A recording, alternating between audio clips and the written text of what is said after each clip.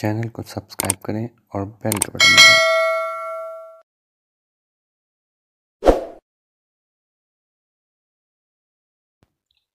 السلام علیکم ناظرین، حساس اداروں اور پولیس کی کامیاب کارروائی۔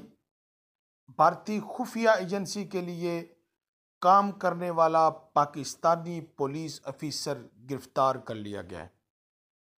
کراچی کے تھانہ شارع فیصل میں تعینات گلشن جوہر کا رہائشی شہزاد پرویز نامی ASI کو گرفتار کیا گیا ہے۔ اس پر الزام ہے کہ وہ بھارتی خفیہ ایجنسی کے لیے کام کرتا تھا جو ملک دشمنی اور غداری ہے، جس کے قبضے سے 2 دستی بم بھی برآمد ہوئے ہیں اور اس پر الزام ٹارگٹ کلنگ کا اور دیگر جرائم کا الزام ہے۔